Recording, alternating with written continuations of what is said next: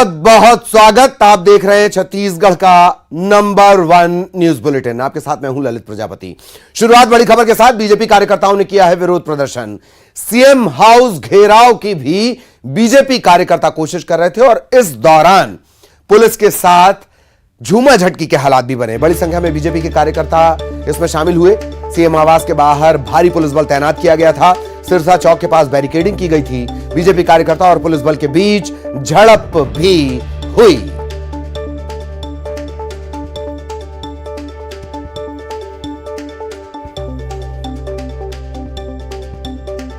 तो तस्वीरें दुर्ग की, जहां यह पूरा प्रदर्शन हुआ। बीजेपी कार्यकर्ताओं ने विरोध प्रदर्शन किया है।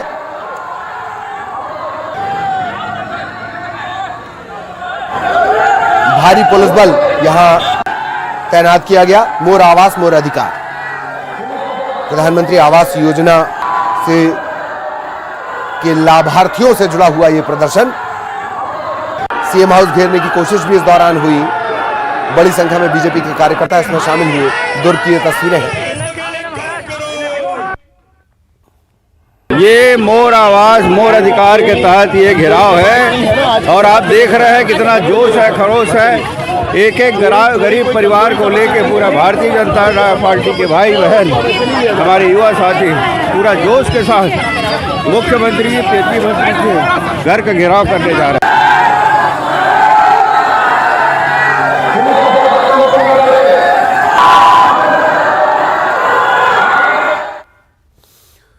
मोर आवास मोर अधिकार को लेकर यह पूरा प्रदर्शन। सहयोगी मिथिलेश हमारे साथ जुड़ने वाले हैं और फिर मिथिलेश के पास हम आपको लिए चलेंगे। मिथिलेश, दुर्ग एक तरह से सत्ता का केंद्र और वहां पर बड़ा प्रदर्शन। जी बिल्कुल ललित, ये जो है चुनावी आगाज हो चुका है क्योंकि चुनावी वर्ष है और अब जो है उसके रंग भी दिखने लगे हैं। आज जो है भारतीय जनता पार्टी के लोगों ने जो है एक तरह से शक्ति प्रदर्शन किया है और उस शक्ति प्रदर्शन कहते हैं सीएम हाउस का घेराव करने के लिए वे जा रहे थे। बड़ी संख्या में यहाँ पर बीजेपी के कार्यकर्ता इकट्ठे हुए। दुर्ग सांसद विजय बघेल के नेतृत्व में ये पूरा प्रदर्शन हुआ। पहले आम सभा संबोधित किया गया और उसके बाद में एक बड़ी रैली के रूप में वे भिलाई 3 स्थित सीएम हाउस का घेराव करने के लिए पहुंच रहे थे। पहले बैरिकेड को तो तोड़ दिए थे लेकिन दूसरे बैरिकेड को वे नहीं तोड़ पाए। लेकिन जिस तरह से उनका आक्रामक रुख था, ये साफ संकेत था कि चुनावी वर्ष है और अब वे जो जनता के मुद्दों को लेकर इसी तरह से प्रदर्शन करेंगे। तो इस तरह से जिस तरह से हर विधानसभा क्षेत्रों में मोर जमीन मोर आवास योजना के तहत में ये प्रदर्शन किए जा रहे थे, उसी के तहत ये था। सबसे बड़ी बात यह है कि आज के प्रदर्शन में बड़ी संख्या में कार्यकर्ता तो नजर आए, लेकिन कहीं ना कहीं जो बड़े जो चेहरे हैं, जो नेता है, वो नजर दिखे। तो कहीं ना कहीं ये जरूर चर्चा का विषय था। हालांकि दुर्ग में इन्होंने एक तरह से शक्ति का प्रदर्शन किया है, लेकिन जो 4 साल की यदि बात किया जाए तो 4 साल में जो इनका रुख होना चाहिए था आक्रामक, वो नजर कहीं नहीं आया था। हालांकि देर से आए हैं, लेकिन देखने वाली बात ये होगी कि इसका कितना असर जो है इस चुनाव में पड़ता है। जी बिल्कुल बिल्कुल, देर से आए हैं, दुरुस्त कितना आए हैं, यह देखना दिलचस्प होगा। शुक्रिया मिथिलेश। रायपुर से अगली बड़ी खबर। कल से छत्तीसगढ़ विधानसभा के बजट सत्र की शुरुआत होनी है। 24 मार्च तक यह सत्र चलेगा। 6 मार्च को राज्य का बजट पेश होगा। मुख्यमंत्री भूपेश बघेल पेश करेंगे। सत्र के दौरान कुल 14 बैठक। बजट सत्र को लेकर स्पीकर ने बयान दिया है कि तकरीबन 12:30 बजे बजट पेश किया जाएगा। इस कार्यकाल का यह आखिरी पूर्ण बजट होगा। बजट सत्र और भी लंबा हो सकता था, यह कहना है चरणदास महंत का। इसके अलावा विधानसभा मोबाइल ऐप की कल लॉन्चिंग होनी है। मोबाइल ऐप में बजट की जानकारी होगी। राज्यपाल का अभिभाषण होगा। राज्यपाल विश्वभूषण, उन्हें जिम्मेदारी अब छत्तीसगढ़ की मिली है और उनके अभिभाषण के साथ इसकी शुरुआत होगी। अभी तक 2 संशोधन आए हैं। 1730 प्रश्न आए हैं तारांकित, 889, 841 अतारांकित। 1 मार्च से 24 मार्च तक सत्र आहूत है और जिसमें मात्र 14 ही बैठकें होनी है। 1 मार्च को नए राज्यपाल जी आए हैं, उनका अभिभाषण होगा। कृतज्ञता ज्ञापन पर चर्चा 3 को होनी है। बजट सत्र कुछ लोग चाहते थे और लंबा हो, मगर जैसा कि शासन ने प्रस्तावित किया 1 से 24 तक। 6 तारीख को बजट प्रस्तुत करेंगे माननीय मुख्यमंत्री जी। उसके बाद छुट्टी हो जाएगी होली की उसके बाद पुनः 13 तारीख को बैठेंगे हम लोग। इस बार आप लोगों का भी और पक्ष विपक्ष दोनों के साथियों का सहयोग बेहतर होगा, बेहतर मिलेगा, ऐसा मैं मानता हूं।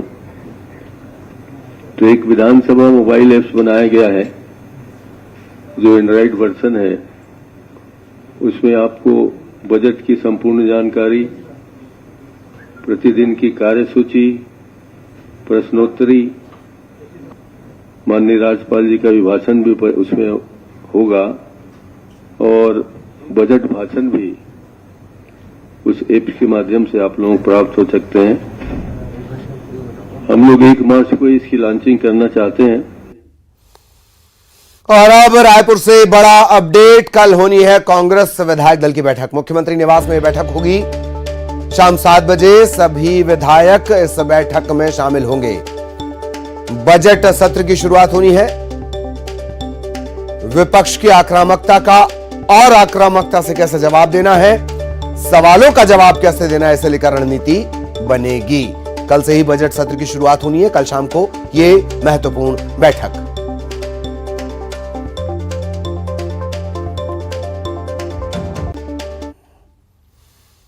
और इसी सिलसिले में बीजेपी की भी महत्वपूर्ण बैठक कल ही होनी है। बीजेपी विधायक दल की बैठक भी रायपुर में होगी शाम 7 बजे। बीजेपी विधायक दल की बैठक कुशाभाऊ ठाकरे परिसर में यह महत्वपूर्ण बैठक होगी। बजट सत्र की तैयारियों को लेकर चर्चा, सदन में सरकार को घेरने पर रणनीति बनेगी।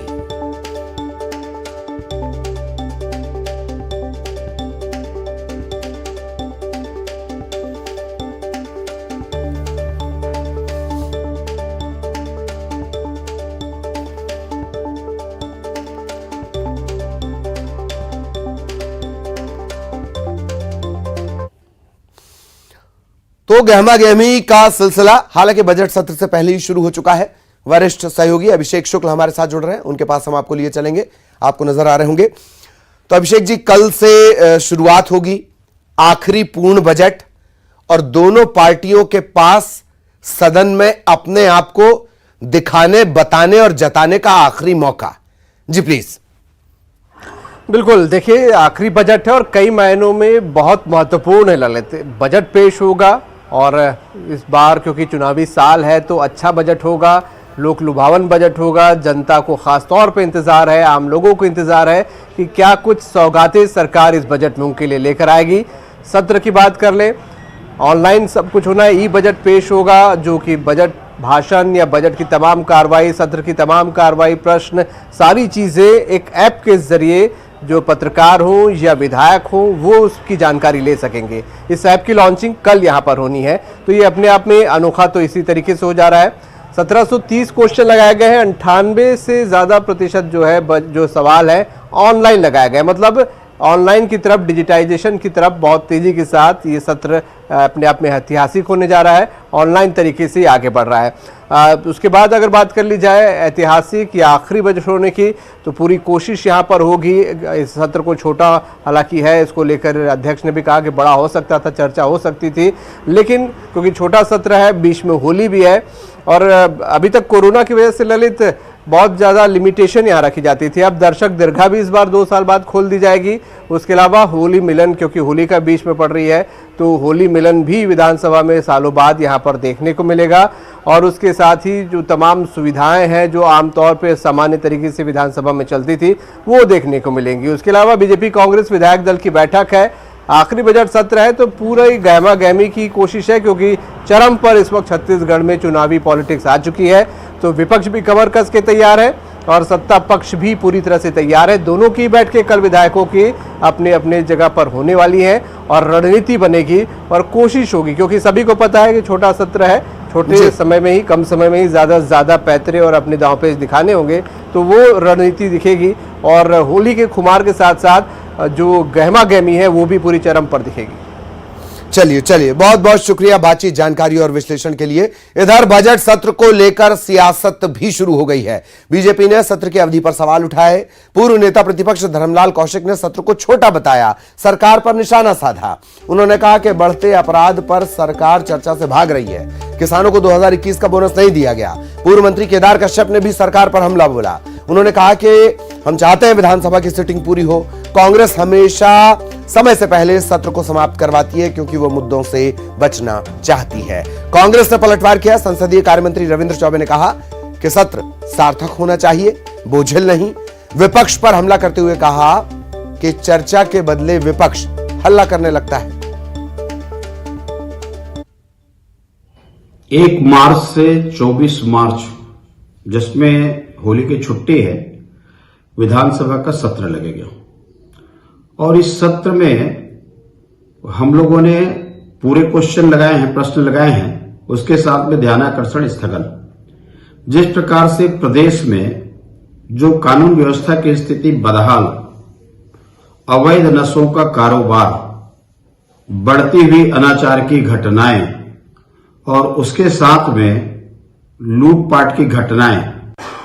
देखिए, विधायक दल की बैठक तो हो रही है और उसके साथ साथ हम चाहेंगे कि जो विधानसभा की जो सिटिंग है वो पूरी की पूरी हो, क्योंकि कांग्रेस पार्टी हमेशा विधानसभा को समय से पहले क्या होता है समाप्त कर देती है और लोगों के जो मुद्दे हैं उन मुद्दों से ये बचना चाहती है।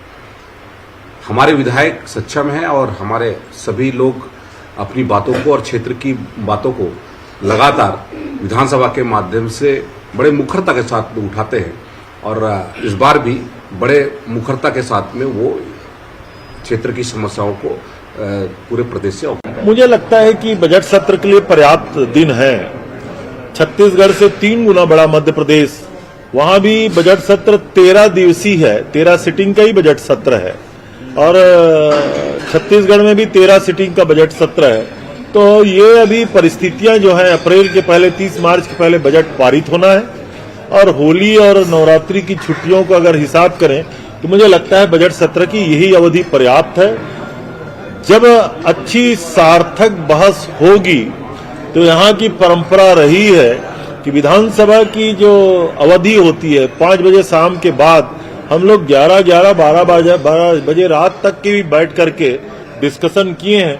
मैं प्रतिपक्ष से इसी प्रकार उम्मीद करता हूं कि प्रदेश के हित में सार्थक चर्चा हो तो इतना प्राप्त है और केवल नारा लगा पहले फिर विधानसभा के गर्भगृह में धरना देंगे, जाके बापू को तंग करेंगे। अगर केवल इसी को विधानसभा समझते हैं तो मैं समझता हूं ये उनका दुर्भाग्य होगा। कांग्रेस महाधिवेशन के बाद छत्तीसगढ़ में गुलाब पर सियासत गरमाई है। अधिवेशन के दौरान प्रियंका गांधी के स्वागत में बिछाए गए गुलाब की पंखुड़ियों से गुलाल बनाए जाने की खबरों के बाद बीजेपी ने कांग्रेस पर निशाना साधना शुरू कर दिया है। बीजेपी कांग्रेस के बीच जुबानी जंग छिड़ी हुई है। बीजेपी ने सरकार के फैसले का विरोध किया। पूर्व मंत्री राजेश मूणत वो इसे सनातन विरोधी बता रहे हैं। पूर्व नेता प्रतिपक्ष धर्मलाल कौशिक ने भी निशाना साधा, कहा कि कांग्रेस की मानसिकता उजागर हुई। बीजेपी के आरोपों पर कांग्रेस पलटवार कर रही है। रविंद्र चौबे कह रहे हैं कि बीजेपी को गुलाब से नहीं बल्कि अधिवेशन की सफलता से चिढ़ है। प्रधानमंत्री जी उसको क्या जिसको गुलाब को आपने पहले पांव से रोन दिया हो, जिसको आपने पूरा गाड़ियों से रोन दिया, उसका गुलाल बना करके देवी देवताओं को लगवाना, ये सनातन धर्म का अपमान नहीं है। भूपेश जी तो क्या है, जरा आत्मचिंतन करें, मंथन करें और सनातनियों का अपमान करना बंद करें।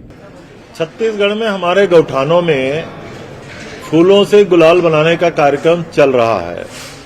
स्वरोजगार की दिशा में एक बड़ा कार्यक्रम है और किसी के स्वागत में माला पहनाए जाते हैं, उस फूल का भी गुलाल बनता है। क्या एक बार पहनाए हुए माला का गुलाल बनता है, उसमें राजेश मूणत जी ने कभी आपत्ति की? सवाल आपत्ति का नहीं है, सवाल आदरणीय प्रियंका जी के स्वागत को बर्दाश्त नहीं कर पा रहे हैं, इस बात का है। कि जिस प्रकार से हम एक उदाहरण दे सकते हैं कि गुलाब की पंखुड़ियां बिछाई गई, लोगों को ऐसा लगा कि राष्ट्रीय अध्यक्ष जी के सम्मान में छत्तीसगढ़ सरकार और कार्यकर्ता जुटे हुए हैं, लेकिन वो फूल में खड़गे जी कहीं नहीं दिखे, बल्कि एक जो परिवार है उस परिवार के लिए ही बिछाई गई। छत्तीसगढ़ में कल से बोर्ड परीक्षाएं शुरू होने जा रही हैं। 1 मार्च से 12वीं, 2 मार्च से 10वीं की बोर्ड परीक्षाएं होंगी। माध्यमिक शिक्षा मंडल ने तैयारियां पूरी कर ली हैं। कोरोना महामारी के चलते 2 सालों से परीक्षाओं में बाधा थी। लेकिन इस बार परीक्षाएं ऑफलाइन होंगी। 2408 परीक्षा केंद्र, 10वीं की परीक्षा में 3 लाख से ज्यादा परीक्षार्थी, 12वीं की परीक्षा में भी 3,28,000 छात्र शामिल होंगे। खबर बिलासपुर से, जहां रिटायर्ड कर्मचारी से दिन दहाड़े लूट हुई है। दिन दहाड़े 2.5 लाख रुपए की लूट। सरकंडा थाना इलाके के कपिल नगर की घटना है। स्कूटी सवार युवक ने लूट की घटना को अंजाम दिया है। सरकंडा पुलिस मामले की पड़ताल कर रही है। खबर रायपुर से, जहां एनआरवीपी रेलवे स्टेशन का निरीक्षण कमिश्नर ऑफ रेलवे सेफ्टी ने किया है। सेफ्टी इंस्पेक्शन के बाद ही हरी झंडी मिलेगी। इसके बाद ट्रेन चलाने को लेकर फैसला होगा। एनआरवीपी स्टेशन का काम पूरा नहीं करवा पाया है। काम पूरा होने के बाद यात्री ट्रेन चल सकेंगी। नया रायपुर विकास प्राधिकरण यह स्टेशन बना रहा है। इधर सुकमा जिले के जगरगुंडा में शनिवार सुबह नक्सलियों और जवानों के बीच मुठभेड़ हुई थी। इस मुठभेड़ का अब एक वीडियो वायरल हो रहा है। इसमें ताबड़तोड़ गोलियां और बम की आवाज सुनाई दे रही है। जंगल में धुआं दिखाई देता है। वीडियो को गांव में ही किसी ने शूट किया है। इससे 2 किलोमीटर की दूरी पर मुठभेड़ हुई। गोलियां और बम की आवाज साफ सुनाई देती है। इस मुठभेड़ में 3 जवान शहीद हुए थे, जबकि 7 नक्सली मारे गए थे।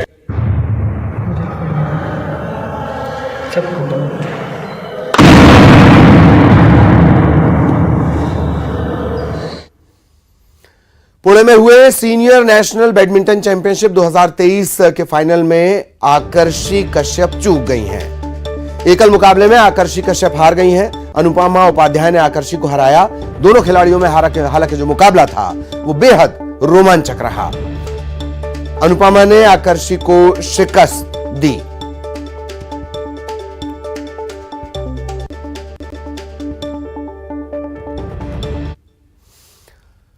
खबर कोरबा से, जहां वन मंडल में हाथी बीच सड़क में उत्पात मचा रहा है। हाथी को देखकर लोगों ने पेड़ पर चढ़कर अपनी जान बचाई। कोरबा के करतला रेंज की यह घटना है।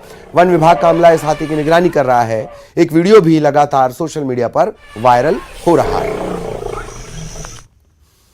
इधर सूरजपुर के प्रतापपुर वन परिक्षेत्र में फिर हाथी ने एक युवक की जान ले ली। केरता निवासी जीतन राम एक शादी समारोह से अपने 4 दोस्तों के साथ जगन्नाथपुर केरता के लिए निकला था। इस दौरान अपने दल से बिछड़े 2 हाथियों ने इस युवक को अपनी चपेट में ले लिया। युवक की मौके पर ही मौत हो गई, जबकि चारों दोस्त यहां से भागकर इन्होंने अपनी जान बचाई।